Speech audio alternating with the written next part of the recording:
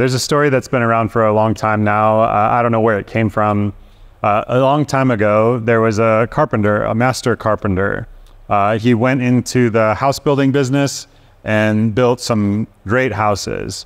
After many years of working for the same employer, he decided that he was tired, he wanted to get out of the contract, and he wanted to retire.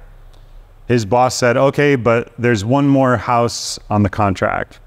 It was a beautiful lot with a magnificent view, and the boss wanted it to be a dream house and insisted that the master carpenter build it. The carpenter agreed. He needed the money to build a little cottage for his retirement, but his heart wasn't in it. He resented having to do the work, so he cut corners, he got sloppy, he substituted particle board for good wood, he used plastic pipes where copper pipes were called for, walls got put up that were not built to plumb. He did things that would make Chip and Joanna Gaines sick to their stomachs. When he finished, his boss shook his hand, thanked them for the many years of their work together, and then his boss handed him an envelope. And when he opened it, he found it contained the deed to the house that he had just built. He didn't know that the house that he had been building with so much resentment and such a grudging spirit and so much dishonesty was the place where he was going to spend the rest of his years. Day after day, he had been given this opportunity to create something unique and magnificent. I mean, he could have done that, but he threw away the chance of a lifetime, and he didn't even know. This all happened in a long ago time in a faraway place. If it had happened today in the Bay Area, he would have sold that miserable hovel for $5 million and built some mansion in Sacramento. Maybe you're watching online in Sacramento right now. You used to be here and you cashed out of your little house and you're living in a mansion in Sacramento. And those of us who are scrapping to find a way to live here and build a church for Jesus are happy for you, but not super happy. The carpenter in this story was deeply sad because he had done this to himself. He would spend the rest of his life living in a place that he built carelessly and resentfully and grudgingly and joylessly and without integrity.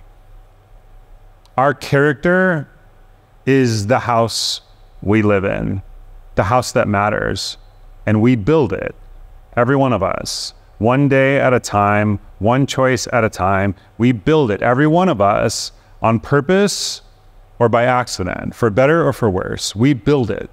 Every one of us, every day, by how we spend our time, by how we use the words to speak life into someone or not, by the people we love or the people we ignore, and especially by the thoughts that we allow to occupy our minds. I am building my life, and when I cut corners, when I compromise my integrity, when I build as I do sometimes with resentment or ego or pettiness or self, I am creating a future that will actually become my destiny.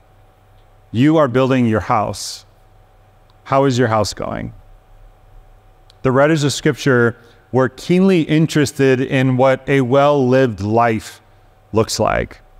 How do human beings flourish? That's what Paul is interested in when he's writing this letter to the church at Corinth that we've been studying these days.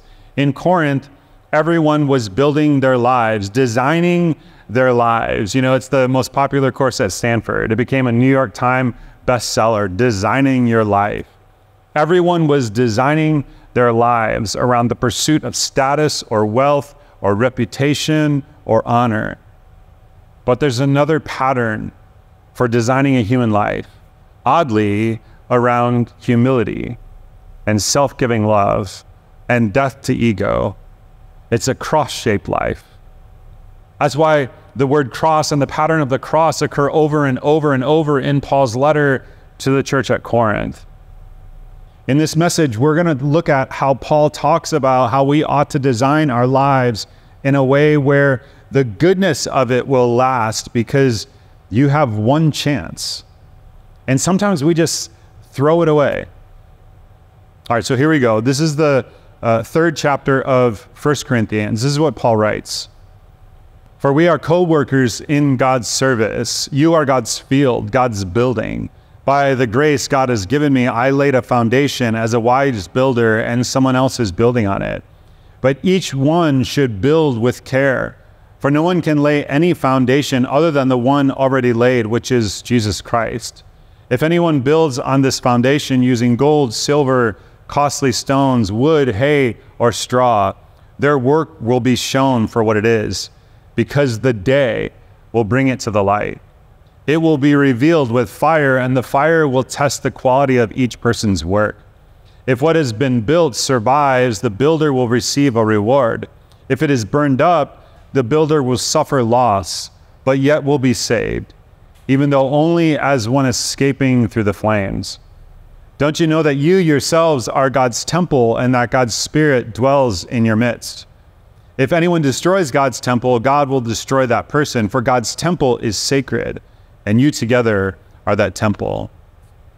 Now, Paul's primary concern here is about the church. And we, you and me, are the church, the place where God's Spirit dwells. But of course, the church is made up of people. So this involves each of us, you and me. We're all constructing a life. And Paul makes this amazing statement, you are God's building. You. Have you heard of House Hunters? House Hunters International? It'll feature someone or a couple who want to relocate from Odessa, Texas to Switzerland or something like that. And they'll struggle over what kind of home or apartment that they want to live in. Well, in this passage, it's almost like God is house hunting and he wants to move from up there to down here. And oddly enough, his dream house is you. Of course, we're not fit to be God's dream house just yet. You're a fixer-upper, and so am I. We're under construction. And you will choose the materials that you will use to build your life. You will do this. Not your circumstances, but you will choose it. Paul lists 6 different materials in this passage, but they can really be divided essentially into 2 groups. Gold, silver, or precious stones. Those are materials that will stand up through the fire. The fire in the Bible very often is an image that talks about God's judgment, God's penetrating and discerning ability to decide what is good and what is not. Gold, silver, and precious stones are materials that have qualities that will stand up to his judgment. Wood, hay, or straw are materials or qualities that will not. Building your life, which you and I will inevitably do, is not mostly a matter of our outer circumstances. And we often think that our lives are about, what kind of income do we have? Or what kind of vocational opportunities do we have? Or how high is my IQ? Or what is my body shape like? Or is my face attractive? Or is my hair stylish? Or is my resume impressive? Or is my GPA impressive? It's not about that. It's my character. It's the quality of my inner life that matters. It's the kind of thoughts and desires and intentions and habits that come to govern my minutes and my hours and my days and my years. That's what matters most about me. You see, we live in a place that is so diluted about this. Money, title, office, reputation are dust or ashes in comparison. They're going to be gone like a snap. And some people with great looking outer lives are living in spiritual hovels. And some people who appear very unimpressive in worldly terms are actually even now beginning to inhabit an eternal masterpiece. We think even what matters to God are things that we do for God, like our accomplishments or our achievements.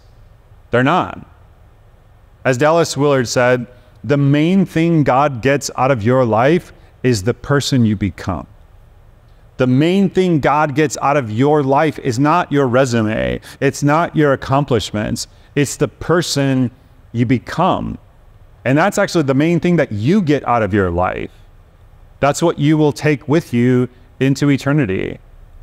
This text poses two questions, and I want to invite you to use these questions as you examine your life in light of the cross. This pattern of self-giving and others-serving love. There are two questions for this message, and they're really simple. And the first one is this: what will I build my life with? What are the qualities of spirit that a wise carpenter would choose? For gold, silver, and precious stones, we might think about what Paul would refer to as the fruit of the Spirit: love, joy, peace.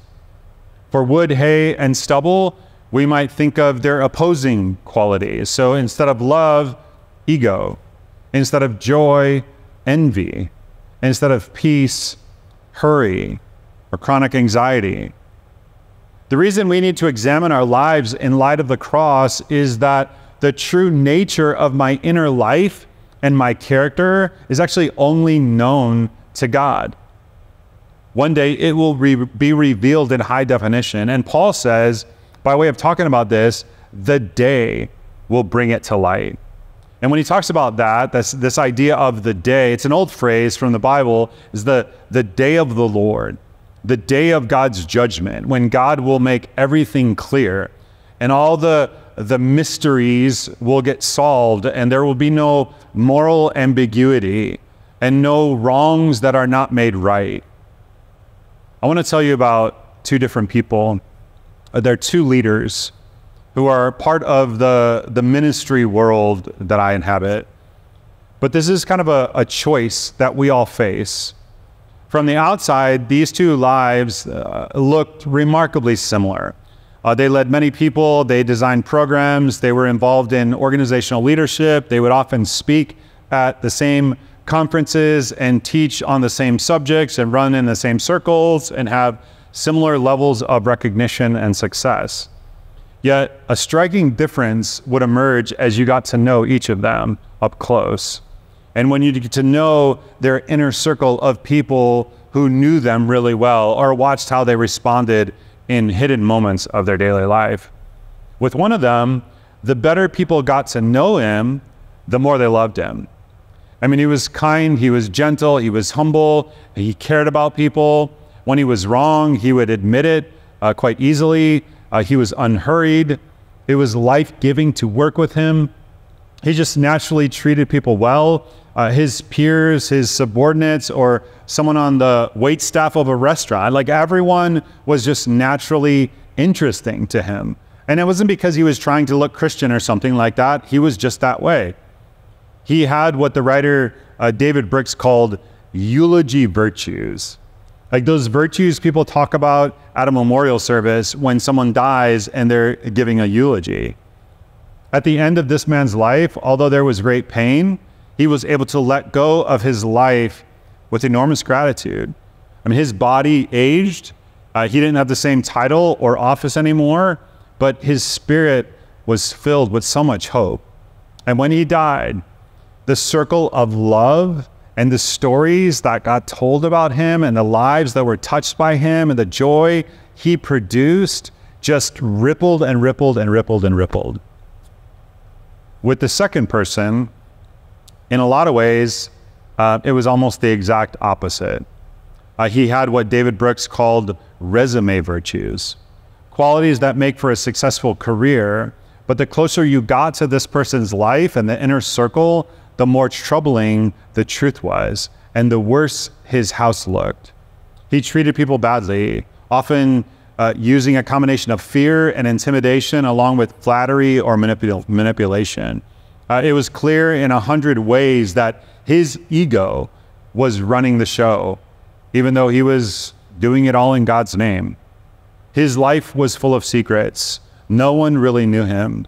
If you asked people who worked under him, was it life-giving or joy-producing to work with him? I mean, they would have literally laughed.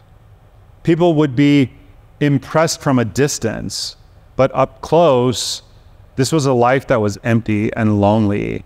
And when his power and when his title were gone, there were no people who were bound to him by love. At the end of his life, you could feel him trying to desperately grasp onto a little kingdom that no longer belonged to him, because that little kingdom, that was his little kingdom, was all he ever really had. They were two lives that from a distance would look so familiar.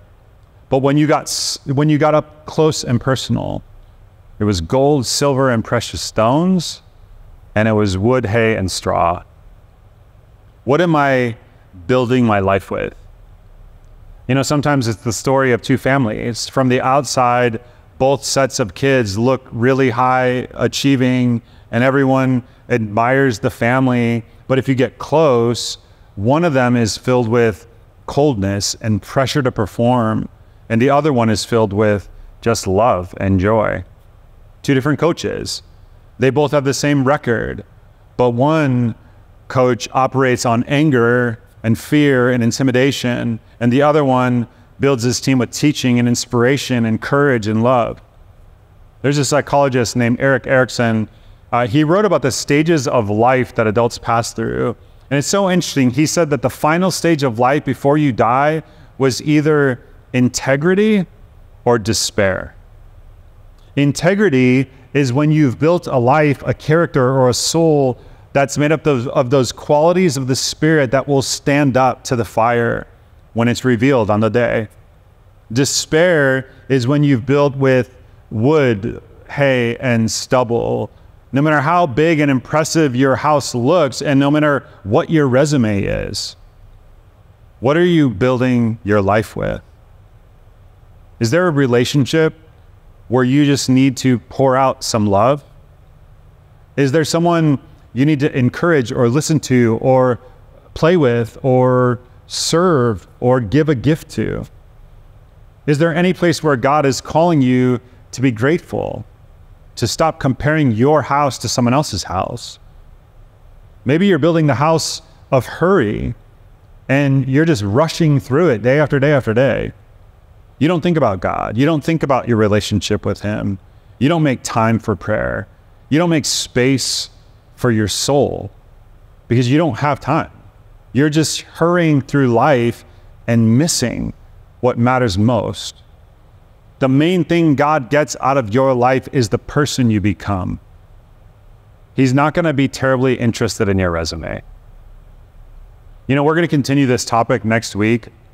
I'm going to teach from another passage in 1 Corinthians about the four selves that each of us have. There's a public you, there's a private you, and there's a real you.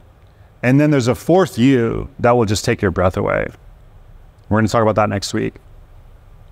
All right, I want to talk in this last part about the second question that this passage poses. The first question is, what will I build my life with? The second question is, what foundation will I build my life on? And Paul has this very intriguing, mysterious statement. This is a real fascinating passage. He says, even someone who builds with the wrong material, even someone where there's a lot of wood and a lot of hay and a lot of stubble, and they're making a lot of mistakes and they're getting a lot of stuff wrong in their life, even if they do that, they'll lose some of their rewards. So in other words, like I take that to mean some of the goodness that God has made for them to enjoy, that God would have built into them, they're going to lose some of that, but they'll still be saved. Paul says they'll still be the kind of person who will be able to be with God throughout eternity if they have the right foundation. Your foundation is what you count on more than anything else. Your foundation is what your heart depends on to make you secure when the world gets shaken up. My foundation is my ultimate commitment. It's not just what I say my ultimate commitment is, but it's really what my ultimate commitment is. It might be money. For a lot of people, it is. It might be health. For a lot of people, it is. It might be looks. For a fair amount of people, it is. And then aging is real painful. It might be intelligence. It might be having my kids turn out just right. Paul said, "For no one could lay any foundation other than the one already laid, which is Jesus Christ." He laid that foundation, of course, supremely on the cross through his whole life and his teaching and his acts of servanthood, but then in his self-giving death on the cross, which then ended in his resurrection, starting this new building that God is building, the church, and that's you and me.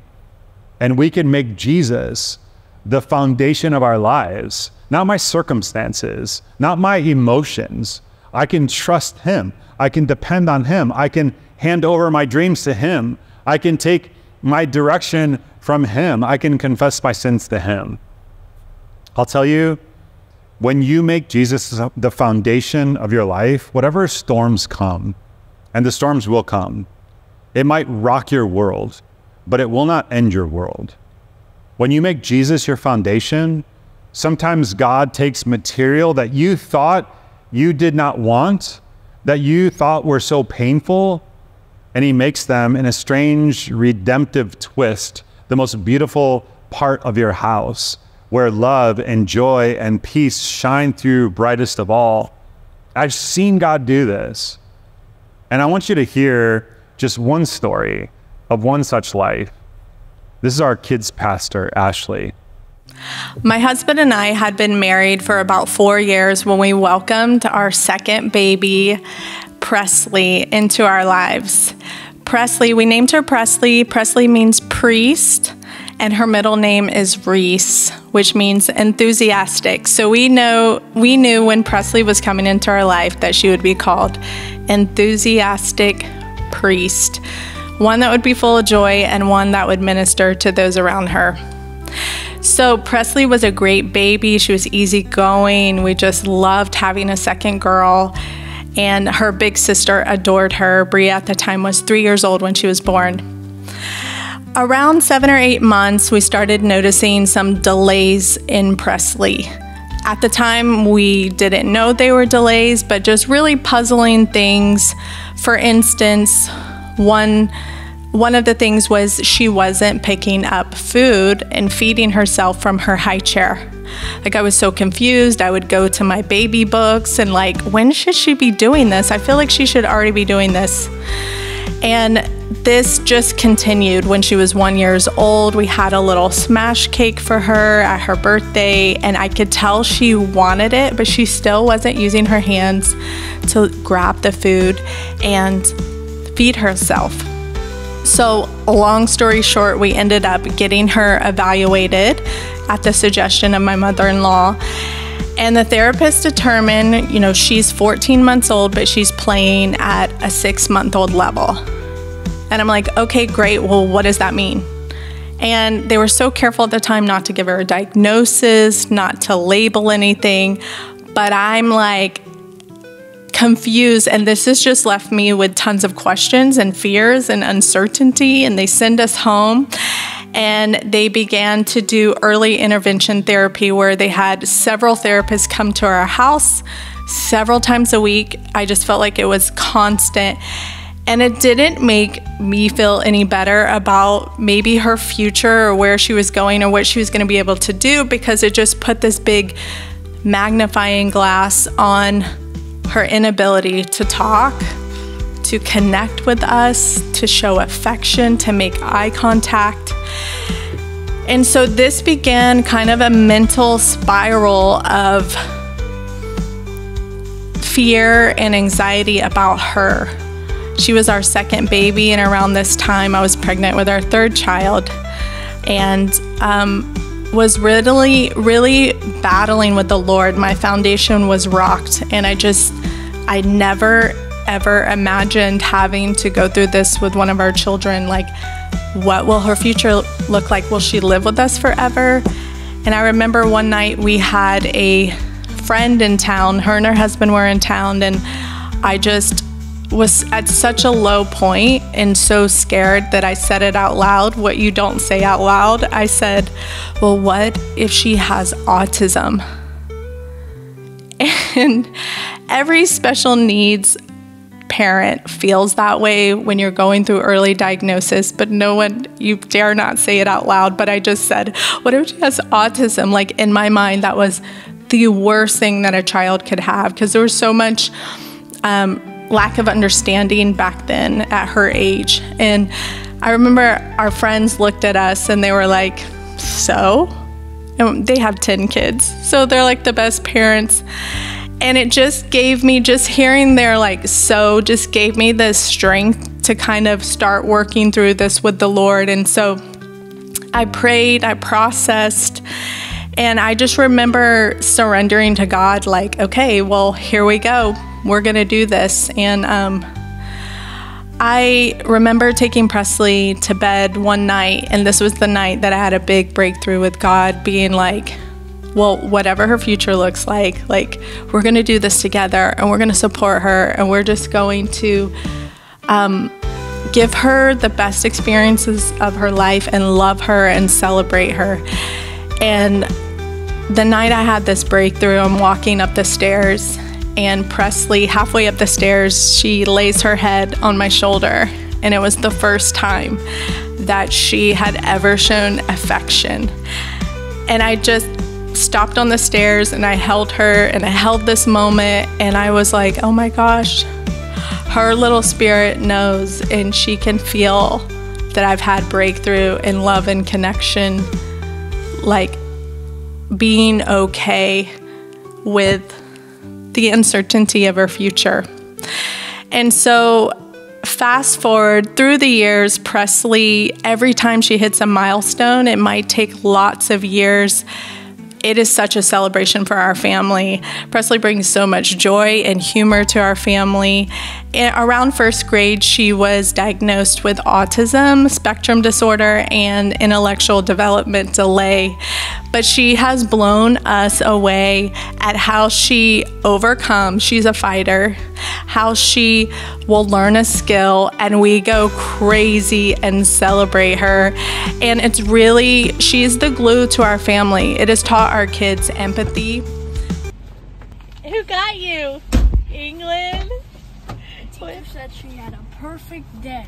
What? Perfect day? I'm so proud of you. Thank you. Makes me so proud. So proud of me? Yeah. So proud of me. Of course I am. Don't tell River or Bria, but you're my favorite. Presley, I'm so proud of you. Thank you. You're welcome. You're a hero. No, you're my hero. You're a hero? No, you're my hero. You're a hero. Good job, robot. It has taught us to make an experience out of everything, because the more experiences that Presley has, the more it unlocks her. And just 2 years ago, when she was 12 years old, she's 14 now, she started fully talking. And still to this day, to hear her say, Mom, Mom, Mom, I mean, it melts my heart. You know, those were scary years when I didn't know if she would ever talk or connect. And she's like the most affectionate child, and she brings joy to those around her. She loves a good dance party. And even at school, the teachers are like, she's such a leader. If we have a child who's like crying or having a hard time transition, they go get Presley to minister. I say minister, but to minister to them, to help them transition well. And the kids really respond to Presley. And we are just so grateful. All that God's done, and trusting Him with this life in the way that she brings joy and ministers to those around her. You see, God is that way. Like the birth that looked like it was a heartache can bring so much joy like nothing else. And really what it all depends on is what is the foundation of your life. Let me make it personal. For every one of us, what foundation are you building your life on? I grew up in the Midwest in Chicago, where tornadoes were quite common when I was a little kid, and so I didn't mind them very much. When I moved to California, do you want to guess what I was afraid of? Yeah, earthquakes. Like, my favorite structure in the Bay Area is by far the Golden Gate Bridge. It's quite bold because its Great South Pier rests directly on the fault zone of the San Andreas Fault. Why would any sane person ever go onto that bridge? Earl Palmer writes that by design, every part of the bridge, the roadway, its railings, its great crossbeams, is related to the vast cable system, to two great towers that are deeply embedded into the rock foundation underneath the sea. If an earthquake comes, it can sway 22 feet at the center of the roadway and not fall down. In other words, the bridge is totally preoccupied with its foundation. That's the secret strength. That's what makes it so strong and enduring when the world shakes. Last week, I was talking to someone about baptism. He's a basketball coach in Germany, but he wants to be baptized here at Blue Oaks while he's at home. And so I want to know if there's anyone who wants to get baptized next Sunday. So if I just figured we could probably pull this off on such a short notice. I think we can. So if you're interested in getting baptized next Sunday, would you send me an email this week? And if you've made the decision to make Jesus Christ the foundation of your life, the very next step for you is to get baptized as a symbol of that commitment. And if you've not done that yet, you can actually make him the foundation of your life today. In light of the cross, you can confess your sin and die to the house of ego and envy and hurry and ask him to become the leader and the bedrock of your life. And then next week, you can get baptized. You can come here to this building and you can get baptized and you can have our whole church cheering you on. Because a long time ago, there was a carpenter, a master carpenter, and he went into the house building business, and he still is. And if you let him, he will build your house. All right, let me pray for you.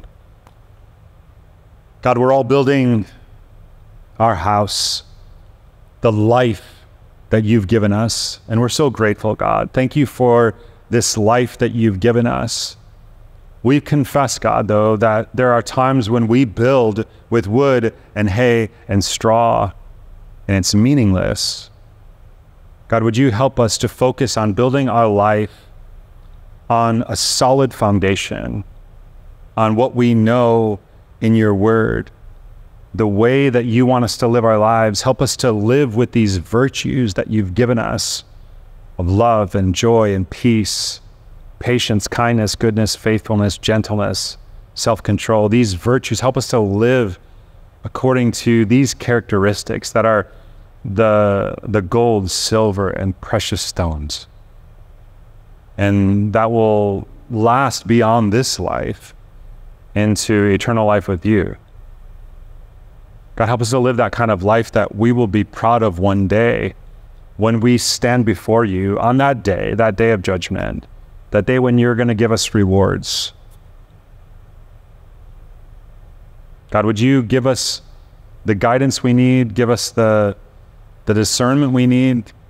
Thank you that your Holy Spirit is in us, our great counselor, to give us the direction we need in this life, to build on a solid foundation and to build with the right materials so that we're becoming the kind of people that you want us to be, that we will be proud to be one day when we're at the end. God, we ask for your help. We're going to need it. And we ask it in Jesus' name. Amen.